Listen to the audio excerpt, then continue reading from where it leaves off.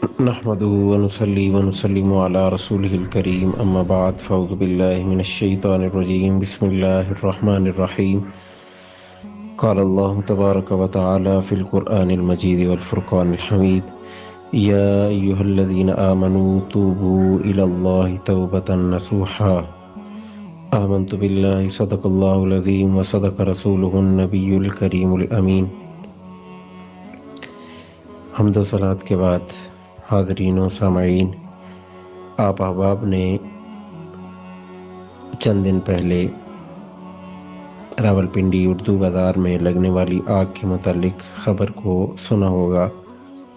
اس کے علاوہ ایک پٹرول پمپ پہ بھی آگ کا منظر دیکھا گیا، اور آج جنگ روڈ پہ ایک لہلہاتی فصل کو بھی آگ نے اپنی لپیٹ میں لے لیا۔ یہ ساری باتیں ہمیں یہ سکھاتی ہیں کہ ایک ذات ایسی ہے کہ جو لمحے بھر میں ہر چیز کو بنا بھی سکتی ہے اور ہر چیز کو ختم بھی کر سکتی ہے۔ یہ بھڑکتی ہوئی آگ اور اس آگ کی تپش اور اس آگ سے دور بھاگتے ہوئے لوگ ہمیں یہ پیغام دے رہے ہیں کہ یہ دنیا کی آگ اگر اتنی سخت ہے کہ اس کی گرمی، اس کی تپش ہم سے برداشت نہیں ہو سکتی، تو آخرت کی آگ کی تپش تو بہت زیادہ سخت ہوگی۔ تو اس کی تپش ہم کیسے محسوس کر سکتے ہیں، اس کو کیسے برداشت کر سکتے ہیں، یا اس میں کیسے رہ سکتے ہیں؟ اس لیے یہ آزمائشیں، یہ اللہ رب العزت کی طرف سے بھیجی گئی ہمارے لیے ایک نصیحت ہے، ہمارے لیے بھیجا گیا ایک پیغام ہے کہ ہم اس پہ عمل کریں، ہم اس سے اچھی راہ نکالیں، ہم اس سے نیکی کی طرف راغب ہو جائیں، اور ہم اس سے ایک بہت بڑا اور اچھا سبق سیکھ کے ہم دین اسلام کی طرف لوٹ آئیں، اللہ رب العزت کی بارگاہ کی طرف لوٹ آئیں، کریم آقا علیہ الصلاۃ والسلام کی سنت کی طرف لوٹ آئیں، تاکہ اس سنت پہ عمل کرتے ہوئے اور اللہ رب العزت کے بتائے ہوئے طریقے پہ عمل کرتے ہوئے زندگی اطاعت مصطفیٰ اور محبت خدا میں جب ہم گزاریں گے، تو یہ دنیا کی آگ تو کیا، اللہ رب العزت نے ہمیں آخرت کی آگ سے بھی نجات دینے کا وعدہ کر رکھا ہے۔ تو یہ بہتی ہوئی نہریں، یہ جنت، یہ باغات اللہ رب العزت نے ان لوگوں کے لیے بنائے کہ جو زندگی میں رہتے ہوئے توبہ کرتے ہیں اور پھر توبۃ النصوح کرتے ہیں۔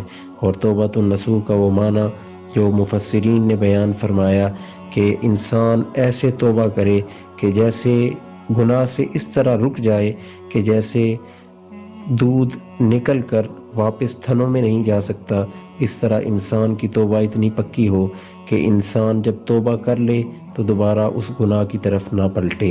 اسی طرح آپ کی آنکھوں کے سامنے ہے کہ کتنے دنوں سے ایک سخت قسم کی آندھی چل رہی ہے۔ اب لوگوں سے آپ نے یہ بات بھی سنی ہوگی کہ اس سے مختلف قسم کی بیماریاں جنم لے رہی ہیں، لوگوں کے ہونٹ خراب ہو رہے ہیں، گلے میں جلن ہے، اور دیگر کئی بیماریاں اس سے پیدا ہو رہی ہیں۔ اس فضا سے بھی کیسے نجات ممکن ہے؟ یہ بھی ہمارے اوپر ایک آزمائش ہے۔ یہ آزمائش کیوں ہے؟ فقط اس وجہ سے کہ ہمیں پتہ چل سکے کہ ہم کچھ بھی نہیں ہیں، فقط وہ ذات ہے۔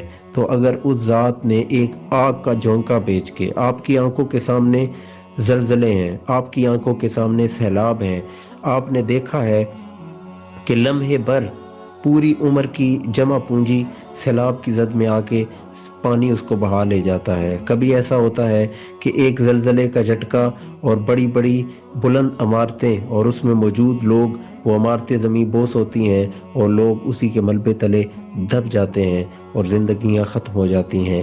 تو کس وقت ہماری زندگی نے ختم ہو جانا ہے؟ یہ ہماری اب فضا کی صورت میں اللہ رب العزت نے ہمیں ایک آزمائش اور امتحان میں ڈالا۔ یہ آزمائشیں کیوں ہیں؟ یہ امتحان کیوں ہیں؟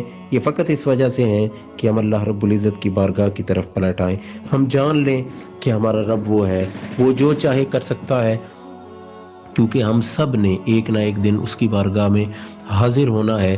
اس لیے مجھے اور آپ کو یہ کوشش کرنی ہے کہ ہم رجوع اللہ کریں، توبہ استغفار کریں۔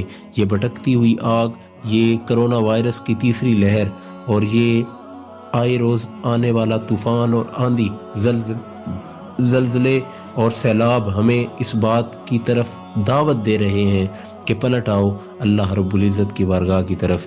اور اللہ رب العزت نے خود ارشاد فرمایا، یا ایھا الانسان ما غرک بربک الکریم، اے بھٹکے ہوئے انسان، تجھے اپنے کریم رب سے کس چیز نے دھوکے میں ڈالا ہے؟ وہ تو آج بھی دعوت دے رہا ہے کہ آ جا پلٹا، تیرا رب بڑا کریم ہے۔ آئیے اللہ رب العزت کی چوکھٹ پہ سجدہ ریز ہو جائیں، توبہ استغفار کریں، رجوع اللہ کریں، اور اپنے آپ کو اللہ رب العزت کی ذات، اللہ رب العزت کے احکامات کے سپرد کر دیں۔